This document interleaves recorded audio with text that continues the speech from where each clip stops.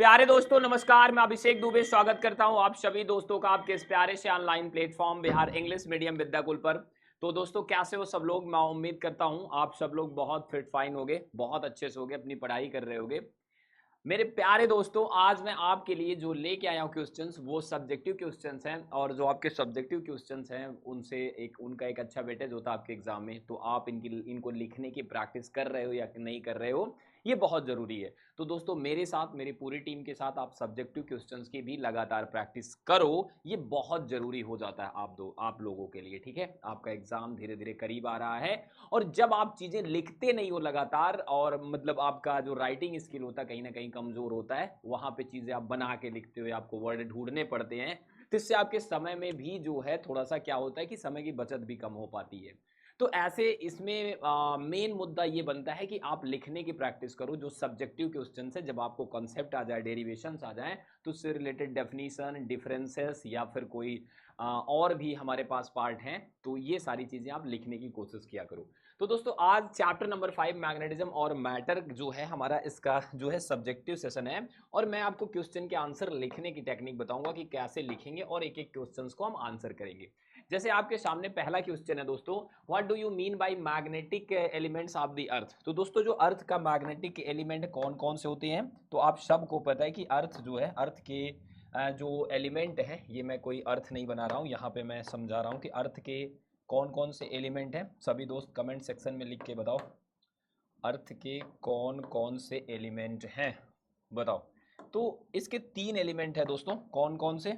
एक हमारा हो जाता है, पहला वाला हमारा हो जाता है, पहला वाला हमारा हो जाता है हॉरिजेंटल कंपोनेंट, आप जानते होंगे बिल्कुल। एंगल ऑफ इंक्लिनेशन आप जानते होंगे, और साथ में दोस्तों हमारा हो जाता है यहाँ पे मेरिडियंस हो जाते हैं। ठीक है ना।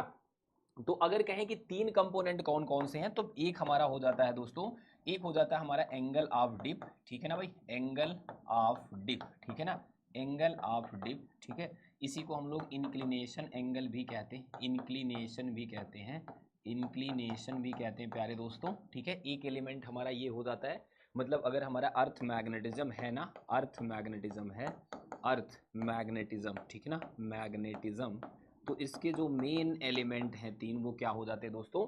एक हो जाता है हमारा एंगल ऑफ डिप, एक हो जाता है हमारा horizontal component, horizontal component, horizontal component, component of earth field, right ना, ऑफ अर्थ फील्ड, राइट दोस्तों, अर्थ फील्ड।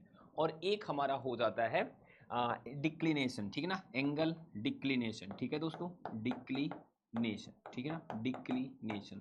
जनरली इसे अल्फा से आप शो कर देते हो या थीटा से, इसको हम लोग जनरली डेल्टा से शो कर देते हैं। और हॉरिजॉन्टल कंपोनेंट ऑफ अर्थ क्या होता है प्यारे दोस्तों, तो ये हमारा हो जाता है बी एच से आप इसे शो कर देते हो। क्लियर है। अब इनकी डेफिनेशन भी आपको आनी चाहिए, हमारे पास ये तीन कंपोनेंट है, इनकी डेफिनेशन भी आनी चाहिए। तो ऑब्वियस है दोस्तों, पहला यहाँ पे हमारा ये पहला कंपोनेंट हो गया, या हम इसको यहाँ से सिलेक्ट करें तो ये हमारा पहला कंपोनेंट, चलो इसे ले रहे हैं, ये हमारा दूसरा हो गया और ये तीसरा हो गया। तो इन तीनों की डेफिनेशन भी आपको आनी ही चाहिए दोस्तों। जैसे यहाँ पे मैं पहली डेफिनेशन आपके लिए लिख रहा हूँ, आप सबको पता होना चाहिए कि सबसे पहले मैं डिप एंगल लिख रहा हूँ दोस्तों, राइट ना, डिप एंगल, ठीक है ना, या फिर हम जैसे डिप भी बोलते हैं, या इंक्लिनेशन एंगल। इसकी डेफिनेशन क्या होती है प्यारे दोस्तों, इसकी डेफिनेशन होती है कि जो हमारा नेट मैग्नेटिक फील्ड होता है वो हॉरिजॉन्टल सरफेस से कितना एंगल बना रहा है, या हमारी मैग्नेटिक नीडल अर्थ के हॉरिजॉन्टल सरफेस से कितना एंगल बना रही है, इसी को हम लोग कहते हैं एंगल ऑफ डिप, राइट ना।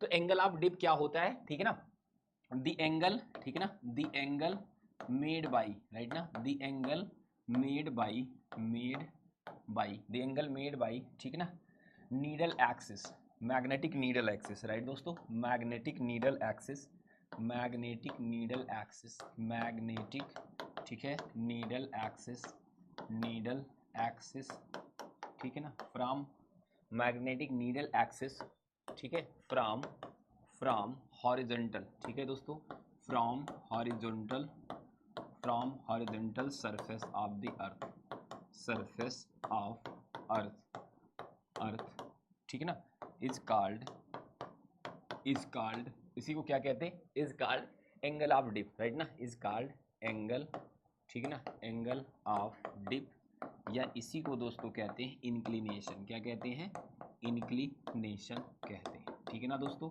इसी को क्या कहते हैं, इंक्लिनेशन कहते हैं, ठीक है ना। इसे किससे रिप्रेजेंट करते हैं, it is represented by delta, ठीक है ना।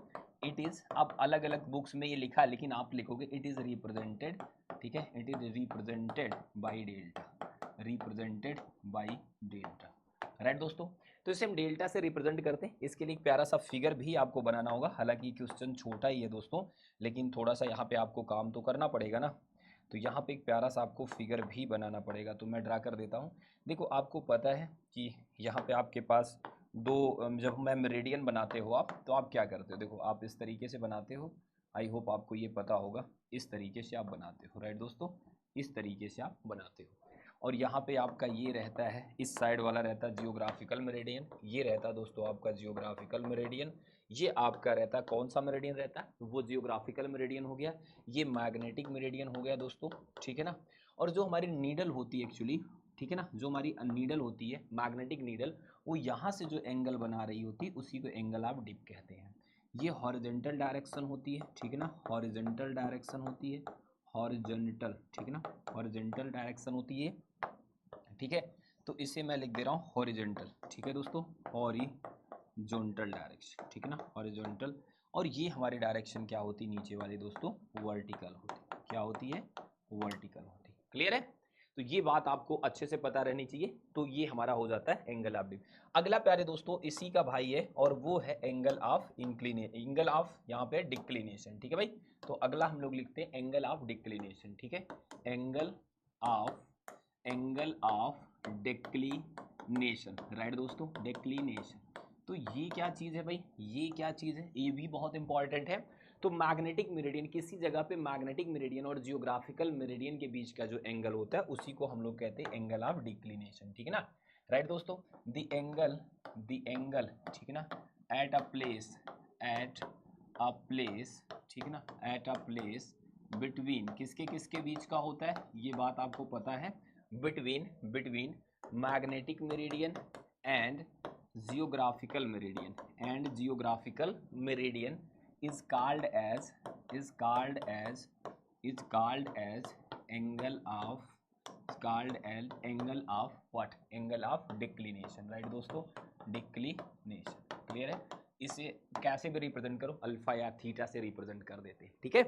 अब दोस्तों यहाँ पे ये बात होगी। और हॉरिजॉन्टल कंपोनेंट ऑफ अर्थ अब हम लिख देंगे लास्ट, इसका जो तीसरा एलिमेंट है, horizontal component of earth, right दोस्तों, हॉरिजॉन्टल कंपोनेंट ऑफ अर्थ, ठीक है ना, horizontal component of earth, horizontal component, ठीक है ना, कंपोनेंट ऑफ अर्थ, ये तीसरा पार्ट हमारा हो गया, ठीक है, EARTH, ठीक है, अर्थ, ये हमारा दूसरा वाला था और ये तीसरा वाला, ठीक है दोस्तों।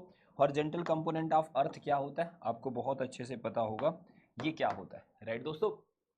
तो अगर हम बात करें दोस्तों यहाँ पे हम बात करें कि जो हमारा BH होता है वो बराबर होता है BE कॉस ऑफ डेल्टा के, राइट ना, BH बराबर होता है BE कॉस ऑफ डेल्टा के। यहाँ पे BE क्या है दोस्तों, B हमारा नेट मैग्नेटिक फील्ड है, net magnetic field of earth है, net magnetic field of earth है दोस्तों, फील्ड ऑफ अर्थ, राइट ना, net magnetic field of earth है। और BH उसका हॉरिजॉन्टल कंपोनेंट है, कैसा कंपोनेंट है, हॉरिजॉन्टल कंपोनेंट है, हॉरिजॉन्टल कंपोनेंट, राइट दोस्तों, कंपोनेंट है, ठीक है ना। और डेल्टा यहाँ पे क्या है साथियों, डेल्टा यहाँ पे हमारा है एंगल ऑफ डिप, यहाँ पे एंगल ऑफ डिप है, एक्चुअली डिप एंगल है ना, एंगल ऑफ डिप। तो ये बातें आई होप आपको क्लियर हो गई होंगी, ये सारे पॉइंट्स आपको डन हो गए होंगे डेफिनेटली। तो दोस्तों हम अगले क्वेश्चन की तरफ चल रहे हैं। अगला क्वेश्चन क्या है, write to properties of diamagnetic substances. तो प्यारे दोस्तों आप जितने अच्छे अंदाज में रिप्रेजेंट करते हो एग्जाम में उतने अच्छे आपके मार्क्स आते हैं। तो अगर आपसे कहा जाए डायामैग्नेटिक प्रॉपर्टीज बताइए, दो प्रॉपर्टीज, और ये आपके बोर्ड में आया हुआ है, ये अब की बार में रिफ्लेक्ट कर सकता है आपके एग्जाम में। तो दोस्तों डायामैग्नेटिक सब्सटेंस की दो प्रॉपर्टीज क्या क्या हो जाती हैं। पहली बात तो डायामैग्नेटिक सब्सटेंस जो होते हैं वो मैग्नेटाइज ही होते हैं opposite to the external magnetic field. और दूसरा, वो जब मैग्नेटाइज होते हैं ना, उनके जो एटम्स होते हैं उनका इंडिविजुअल डायपोल मोमेंट 0 होता है। तो वैसे तो इसकी बहुत सारी प्रॉपर्टीज हो सकती हैं, पर जो मेन प्रॉपर्टी दो हैं हम इसको लिखने चल रहे हैं, राइट दोस्तों। तो पहली प्रॉपर्टी क्या है इसकी, पहली प्रॉपर्टी क्या है, और फिर मैं दूसरी बाद में लिखता हूं। तो पहली प्रॉपर्टी है दोस्तों, ठीक ना, पहली प्रॉपर्टी यहां पे मैं लिख रहा हूं, ठीक है, दीज, ठीक है भाई, दीज दीज मटेरियल, ठीक है ना, दीज मटेरियल आर, ठीक है ना, दीज मटेरियल आर, ठीक है ना, मैग्नेटाइज्ड, मैग्नेटाइज्ड, ठीक है ना, magnetised, these material are magnetised in external field, is in external field, right ना, in external field opposite to the field, in external field opposite to the field, opposite to the field, right ना, opposite to the field. तो external magnetic field में opposite to the field क्या होते हैं, magnetise हो जाते हैं। पहली बात होती है कि these material are magnetised in external field opposite to the field. तो ये किसी भी अगर हमारे पास डायमैग्नेटिक सब्सटेंस है तो ये मैग्नेटाइज तो होते हैं दोस्तों, लेकिन अपोजिट डायरेक्शन में ये मैग्नेटाइज होते हैं। क्लियर है? तो ये जैसे कि मैं यहाँ पे एक्सटर्नल फील्ड अगर क्रिएट कर दूँ, आपको पता होना चाहिए ये एक्सटर्नल फील्ड हमने क्रिएट कर दिया। तो अगर ये एक्सटर्नल फील्ड दोस्तों एच इस डायरेक्शन में, तो इसके जो मॉलिक्यूल्स होते हैं ना वो मैग्नेटाइज तो होंगे, पर किस डायरेक्शन में होंगे ये भी आपको थोड़ा सा जानना बहुत आवश्यक है कि वो मैग्नेटाइज होंगे दोस्तों, लेकिन किस डायरेक्शन में, आप समझ रहे हो, अपोजिट डायरेक्शन में मैग्नेटाइज होंगे। ठीक है, ये थोड़ा सा ज़्यादा है, इसके एटम्स बड़े बन जा रहे हैं। ठीक है, तो आप इसे समझ जाना कि ये क्या सीन है। ठीक है ना, तो ये क्या होंगे दोस्तों, मैग्नेटाइज तो होंगे लेकिन अपोजिट डायरेक्शन में एक्चुअली मैग्नेटाइज होते हैं। क्लियर है? तो देखो ये मैग्नेटाइज होंगे अपोजिट डायरेक्शन, ठीक है ना, अपोजिट डायरेक्शन में मैग्नेटाइज होते हैं। क्लियर है? अपोजिट डायरेक्शन में मैग्नेटाइज होते हैं, अपोजिट डायरेक्शन में मैग्नेटाइज होते हैं। क्लियर हो गया? ये तो मटेरियल अपोजिट डायरेक्शन में मैग्नेटाइज होते हैं। और दूसरी जो इंपॉर्टेंट इनकी बात होती है वो और भी ज़्यादा खूबसूरत है, और वो क्या है दोस्तों, दूसरी इंपॉर्टेंट बात, अगर किसी डायमैग्नेटिक सब्सटेंस को एक्सटर्नल फील्ड में रखते हो तो ये वीकर से स्ट्रॉन्गर की तरफ शिफ्ट होते हैं, आई मीन स्ट्रॉन्गर से वीकर की तरफ शिफ्ट होते हैं, राइट ना। तो ठीक है, व्हेन यहाँ पे मैं लिख रहा हूँ, आप ध्यान से देखना, व्हेन, यहाँ पे दूसरी प्रॉपर्टी आप लिख सकते हो, when a diamagnetic, when a diamagnetic, ठीक है ना, व्हेन अ डायामैग्नेटिक ठीक है ना, material is placed in external field,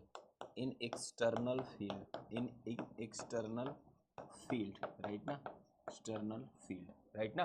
तो ये किधर शिफ्ट होता है, इट शिफ्ट स्लोली, ये शिफ्ट होता है, इट शिफ्ट स्लोली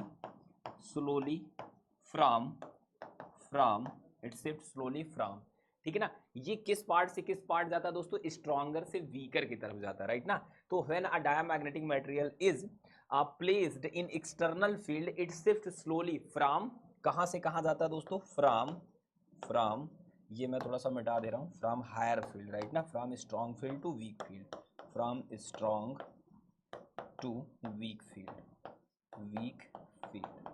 क्लियर है। तो ये वीक फील्ड की तरफ शिफ्ट हो जाता है, ये बात आपको पता होनी चाहिए इसके बारे में। राइट नाउ मैं इसके बारे में फिगर भी बना देता हूँ प्यारा सा, और जो कि आपको बढ़िया मार्क्स दिलाने में रेडी रहेगा मतलब ये थोड़ा सा आपको एक्सप्लेन बढ़िया तरीके से करना दोस्तों, ठीक है ना। तो जितना बढ़िया आप एक्सप्लेन करोगे उतना ही अच्छा रहेगा। तो लाइक कि मैं एक मैग्नेट के पोल्स बना देता हूँ यहाँ पे, ये मैं कलर चूज कर रहा हूँ कुछ ऐसा कि ये देखो आपके पोल्स हो गए इस तरीके से कुछ, ये आपका नॉर्थ पोल हो गया, ठीक है, और ये आपका हो गया साउथ पोल, ठीक है दोस्तों, ये आपका क्या हो गया, साउथ पोल, इस तरीके से, ठीक है ना। तो अगर हम ये नॉर्थ पोल और साउथ पोल बना दे रहे, लेट्स से ये नॉर्थ पोल है दोस्तों, ये साउथ पोल है। अब ये थोड़ा सा मैग्नेट के जो पोल्स है ना ये दूर है, हम मान रहे हैं, तो यहाँ पे वीक फील्ड है। अब अगर हम यहाँ पे एक प्याली रख देते हैं दोस्तों, लेट्स से कि कुछ इस तरीके की प्याली है ये, यहाँ पे हम कुछ एक प्याली ऐसे करके रख देते हैं एक डायमैग्नेटिक सब्सटेंस की, राइट ना। तो यहाँ पे हम डायमैग्नेटिक सब्सटेंस को भर देते हैं। तो यहाँ आपको एक बात पता होनी चाहिए, ये वीक फील्ड है, यहाँ पे ये जो रीजन है वो वीक है, ठीक है ना। आप कहोगे वीक कैसे, एक्चुअली नॉर्थ और साउथ पोल बहुत दूर दूर हैं। तो दोस्तों ये वीक फील्ड है, ठीक है ना, ये वीक फील्ड है। और अगर यहाँ पे मटेरियल को रख देते हैं हम, यहाँ पे सपोज इस मटेरियल को रख देते हैं, तो ये शिफ्ट कैसे होंगे, वीक से स्ट्रॉन्गर की तरफ से होंगे, वीक से किधर जाएंगे, स्ट्रॉन्गर की तरफ होंगे। आई मीन यहाँ पे स्ट्रॉन्गर से वीकर की तरफ ये शिफ्ट होते हैं, स्ट्रॉन्ग से किधर जाते हैं भाई, वीक की तरफ शिफ्ट होते हैं। तो ये वीक में पूरा का पूरा शिफ्ट हो जाएंगे, मतलब ये अगर कुछ यूनिफॉर्म रखा हुआ है तो ये वीक में शिफ्ट हो जाएंगे, मतलब कुछ ऐसे हीप सा बना लेंगे, ऐसे करके बना लेंगे, ठीक है ना, ऐसे करके कुछ बना लेंगे। तो इधर ज़्यादा कलेक्शन इनका हो जाएगा, यहाँ पे ज़्यादा कलेक्ट हो जाएंगे, क्योंकि यहाँ पे वीक फील्ड है, यहाँ पे ज़्यादा कनेक्ट हो गए। इधर स्ट्रॉन्गर फील्ड था इस साइड, तो यहाँ पे कम कलेक्ट होंगे, ठीक है दोस्तों। तो ठीक है, इस एग्जाम्पल के साथ आप इसे एग्जामिनर के सामने इंप्रेस करके लिख सकते हो उसको। Write expression for magnetic field B an axis and equator of a short bar magnet. तो देखो इसे हम रिप्रेजेंट करते, आप एग्जामिनर के सामने इसे कैसे लिखोगे। तो दोस्तों यहाँ पे मैं आपको बताता हूँ, जैसे ये क्वेश्चन आएगा सबसे पहले क्या करोगे आप, सबसे पहले एक शार्ट बार मैग्नेट बनाने की कोशिश करोगे। तो दोस्तों देखो 60 बार मैं मैग्नेट बना रहा हूँ और दोनों केसेस को मैं ले रहा हूँ, दोनों आंसर मुझे देना, तो अच्छा फिगर भी होना यहाँ पे ज़रूरी है, ठीक है। तो सबसे पहले मैं यहाँ पे क्या कर रहा हूँ, इसको दोनों तरफ से डिस्ट्रीब्यूट बांट दे रहा हूँ, और यहाँ पे सबसे पहले एक 60 बार मैग्नेट बना रहा हूँ, राइट दोस्तों। तो लेट्स सी ये 60 बार मैग्नेट हमने बना दिया, थोड़ा सा बड़ा दिख रहा होगा आई होप, ठीक है। और ये जो मैग्नेट है दोस्तों, यहाँ पे हमें दिखाना है इसका ये नॉर्थ पोल है साथियों, यहाँ पे इसका नॉर्थ पोल है, इसका साउथ पोल है, ठीक है ना। इसकी पोल स्ट्रेंथ हमारी होती है, इसकी पोल स्ट्रेंथ जो हमारी होती है, यहाँ पे मैं थोड़ा सा ऐसे साउथ इसे नॉर्थ दिखाता हूँ, ठीक है। ये हमारा है south pole, I mean north pole इसे हम करते हैं, ये नॉर्थ पोल है दोस्तों, और ये साउथ पोल है, इसकी पोल स्ट्रेंथ प्लस एम की है, और इसकी पोल स्ट्रेंथ क्या भाई, माइनस एम की है, ठीक है। और इसके मिड पॉइंट से, यहाँ पे मैं इसका मिड पॉइंट ले रहा हूँ, यहाँ से हमें कुछ डिस्टेंस पे, लेट्स से कितने डिस्टेंस पे हमें निकालना मैग्नेटिक फील्ड। ये पहली पोजीशन होती है इंड साइड ऑन पोजीशन, इसे हम लोग कहते हैं, या इसे हम एक्सियल पोजीशन कहते हैं। तो इस पॉइंट पे फील्ड कितना होता है प्यारे दोस्तों, यहाँ पे हमें एक्सिस पे किसी पॉइंट पे एक्चुअली फील्ड निकालना है, तो यहाँ पे फील्ड कितना हो जाएगा आपको पता है, इस वाले पॉइंट पे फील्ड कितना हो जाएगा, आप बताओ। इस वाले पॉइंट पे फील्ड का फार्मूला आपको आई होप क्लियर होगा, आप लिखते हो बी एक्सिस, राइट ना, एक्सिस पे ये होता है म्यू 0/4 पाई, प्यारे दोस्तों म्यू 0/4 पाई 2m, राइट ना, 2m।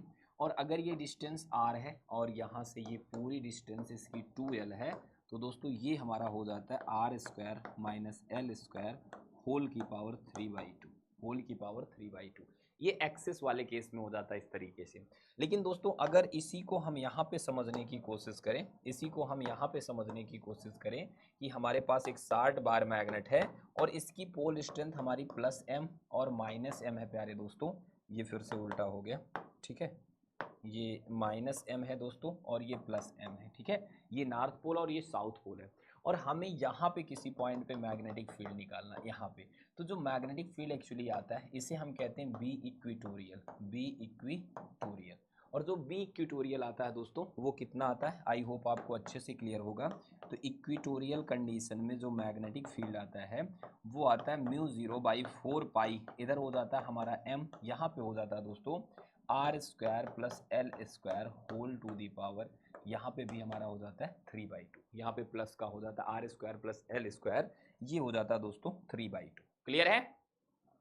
तो मैं उम्मीद करता हूं आप सभी दोस्तों को ये बहुत अच्छे से क्लियर होगा, ये सारी बातें बहुत अच्छे से आ गई होगी। और यहाँ जो फार्मूला है ना दोस्तों, ये बात थोड़ा सा आपको ध्यान देना है कि यहाँ पे 3/2 होता है, दैट्स ओके, ठीक है ना। यहाँ पे क्या होता था, स्क्वायर होता है एक्चुअली, यहाँ पे क्या होता है प्यारे दोस्तों, यहाँ पे होता है स्क्वायर, क्लियर है। यहाँ पे क्या होता है, स्क्वायर होता है, और यहाँ पे 3/2 होता है। तो ये फार्मूला आपको लर्न रहना चाहिए। अगला क्वेश्चन चलो करते हैं, एक्सप्लेन मैग्नेटिक पोटेंशियल। तो दोस्तों मैग्नेटिक पोटेंशियल क्या होता है, तो आपको पता है कि जो मैग्नेटिक पोटेंशियल होता है दोस्तों वो एक्चुअली किसी मैग्नेट के मैग्नेटिक फील्ड में, आपको 60 बार मैग्नेट या कोई मैग्नेट उसके मैग्नेटिक फील्ड में अगर आप यूनिट पोल स्ट्रेंथ लेके आओगे तो जो वर्क डन होगा इन्फिनिटी से, उसी को हम लोग कहते हैं मैग्नेटिक पोटेंशियल। तो यहाँ पे सबसे पहले मैं एक बार मैग्नेट जैसा बना रहा हूँ, आप ध्यान से देखोगे इसको, यहाँ पे आप ध्यान से देखोगे तो दोस्तों ये हो गया आपका, लेट्स से कि ये 60 बार मैग्नेट, और ये आपका सपोज नॉर्थ पोल है, राइट दोस्तों, ये आपका नॉर्थ पोल है, क्लियर, ये आपका नॉर्थ पोल है और ये आपका साउथ पोल है, ठीक है। और इसकी पोल स्ट्रेंथ जो है हमारी ये प्लस एम है, इसकी पोल स्ट्रेंथ हमारी प्लस एम है। तो दोस्तों इन्फिनिटी से ना, इन्फिनिटी से, यहाँ से मैंने क्या कहा, इन्फिनिटी से आप अगर एम नॉट को ले आने पे यहाँ पे वर्क डन डब्लू कर रहे हो, तो ये जो W/m0 है ना, इसी को हम कह देंगे पोटेंशियल। क्या कह देंगे दोस्तों, पोटेंशियल कह देंगे, ठीक है ना। तो किसी भी पॉइंट पे जो हमारा मैग्नेटिक पोटेंशियल होगा, ये जो पोटेंशियल होगा दोस्तों वो कैसा होगा, मैग्नेटिक पोटेंशियल होगा, ठीक है। इसका फार्मूला क्या हो जाएगा दोस्तों, इसका अगर फार्मूला हम लिखेंगे तो ये हो जाएगा म्यू 0/4 पाई और यहाँ हो जाएगा m, ठीक है ना, अपान में r हो जाएगा। r वो डिस्टेंस है जितने जहाँ पे हमें मैग्नेटिक फील्ड निकालना है, एक्चुअली यहाँ से ये डिस्टेंस कितनी है, r है, क्लियर है। तो ये सेम उसी तरीके से है जैसे हम किया करते थे इलेक्ट्रिक फील्ड में। Write the definition of angle of dip. तो प्यारे दोस्तों आपको पता है एंगल ऑफ डिप क्या होता है, अभी आपको ये डेफिनेशन लिखाई गई है, ठीक है ना, अभी मैंने पीछे वाले में से कवर किया तो आप वहां से इसे कॉपी कर लोगे। अगले क्वेश्चन की तरफ चलते हैं, ठीक है, अगले क्वेश्चन की तरफ चलते हैं दोस्तों। और अगला क्वेश्चन क्या है हमारे पास,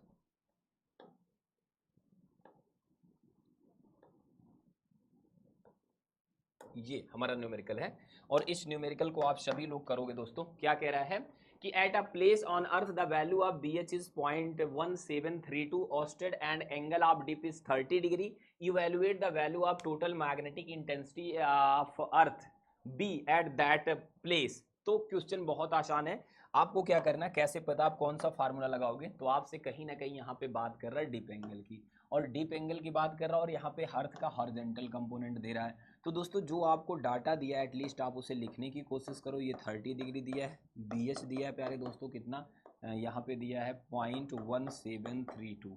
किसी चीज़ को जितना आप एक्सपेंड करके लिखोगे बहुत बढ़िया है। और ये ऑस्टेड में दिया दोस्तों, ये भी मैग्नेटिक फील्ड की एक यूनिट होती है ऑस्टेड, ठीक है ना दोस्तों, ऑस्टेड में दिया है, क्लियर है, कोई दिक्कत नहीं। ऑस्टेड में दिया, फॉस्टेड में दिया, कोई प्रॉब्लम नहीं मुझे। यहाँ पे OER है, एक्चुअली OER है, ठीक है ना, ओरियो से बना हुआ क्या, ये OERSTED, ठीक है ना। तो ऑस्टेड में दिया, दैट्स ओके, कोई प्रॉब्लम नहीं। तो यहाँ पे डेल्टा और BS की वैल्यू दिया हुआ, अब आपसे डिप एंगल भी दिया हुआ है, अब आपसे पूछ कर टोटल मैग्नेटिक फील्ड। तो प्यारे दोस्तों कहीं ना कहीं उसके मन में BE को निकाल लेना और इसके लिए आपको कहीं ना कहीं VB की भी ज़रूरत होगी।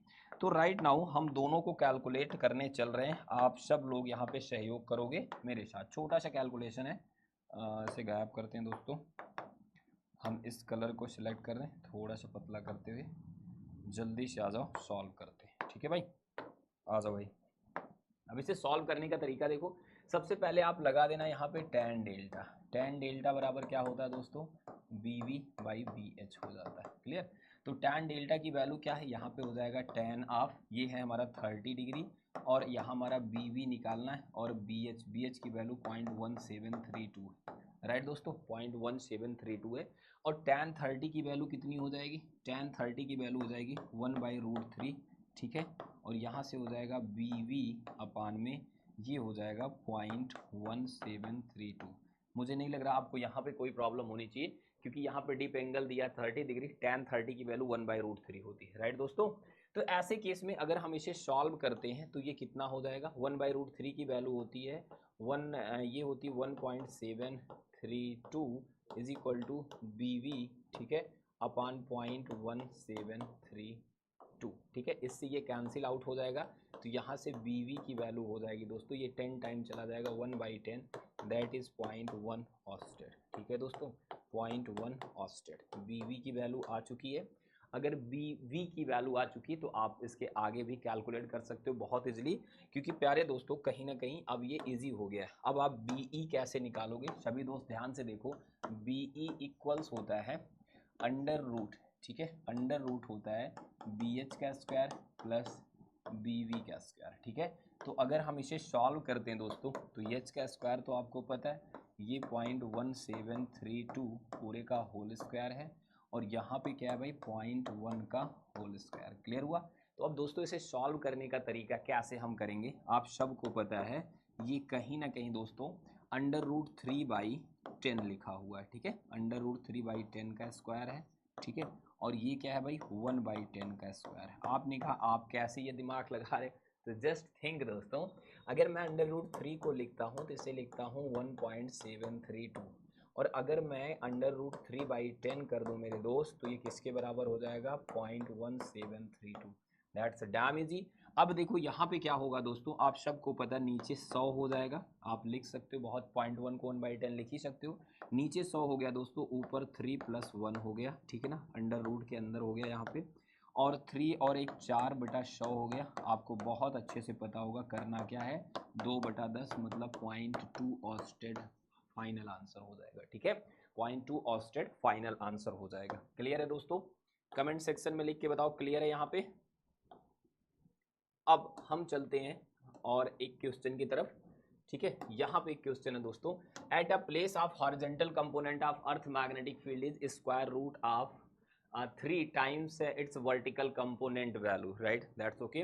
कह रहा what is the value of angle of dip at that place. तो प्यारे दोस्तों, आप सबको पता है आप कैसे ऐसे क्वेश्चन को सॉल्व करते हो। आपको सिंपल सा एक काम करना, बहुत सिंपल सा एक काम करना है। सबसे पहले आपको जो बोल रहा है वो लिख लेना है। कह रहा है कि एक जगह पे जो अर्थ के मैग्नेटिक फील्ड की वजह से जो उसका वर्टिकल कंपोनेंट है दोस्तों और जो हॉरिजॉन्टल कंपोनेंट है, इसमें एक प्यारा सा रिलेशन दिया है।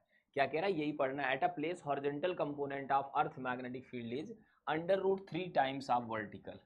तो जो हॉरिजॉन्टल है ये ज्यादा है √3 टाइम ऑफ वर्टिकल के है। हॉरिजॉन्टल √3 टाइम ऑफ वर्टिकल के, ठीक है ना, हॉरिजॉन्टल वाला √3 टाइम ऑफ वर्टिकल के है। तो √3 का इधर मल्टीप्लाई कर दोगे तो ये इक्वल हो जाएगा। एक्चुअली भाई साहब ने ये गिवन कर रखा है, ये इनका यहाँ पे क्या है दोस्तों, गिवन है। कैसे पता लगा, लिखा है component of earth magnetic field is horizontal component. Horizontal component कितने गुना है, स्क्वायर रूट ऑफ 3 टाइम्स। ठीक ना, यहाँ पे स्क्वायर रूट लिखो या √3 लिखो, बात देखिए। ठीक है भाई, यहाँ पे स्क्वायर रूट लिख लो या फिर आप लिख लो स्क्वायर रूट लगा दिया। ठीक है, तो ये बात आपको आई होप क्लियर हो गई होगी। तो ऐसे में प्यारे दोस्तों हम क्या करेंगे, अब देखो हमारे पास एक और फार्मूला होता है, tan delta is equal to होता है BV/BH, राइट ना। हमसे कहीं ना कहीं डेल्टा ही डिमांड कर रहा होगा। तो यहाँ से अगर हम tan डेल्टा निकालेंगे तो कितना हो जाएगा, BV की वैल्यू तो एज इट इज रहने दो और BH की वैल्यू कितनी दोस्तों, √3 BV, राइट ना। तो BV कट जाएगा, tan डेल्टा बराबर आ जाएगा 1/√3। ठीक है ना, हमने ये वाली वैल्यू रख दी एक्चुअली फार्मूले में BH की जगह पे। तो ये कितने की वैल्यू होती, दिस एम्प्लाइज, ये डेल्टा की कितने वैल्यू हो जाएगी, 30 डिग्री की वैल्यू होती है। तो एंगल ऑफ डिप कहीं ना कहीं दोस्तों यहाँ पे 30 डिग्री निकल के आ जा रहा है। ठीक है, तो आई होप आप लोग इस सेशन को एंजॉय किए होंगे, इन क्वेश्चंस को आपने अच्छे से सॉल्व किया होगा। दोस्तों जल्दी ही हम मैटर और मैग्नेटिज्म का पार्ट 2 लेके आएंगे, इसका जो रहेगा आपके जो सारे सब्जेक्टिव क्वेश्चन है। तो मिलते हैं दोस्तों नेक्स्ट सेशन में, तब तक के लिए take care, bye bye, love you.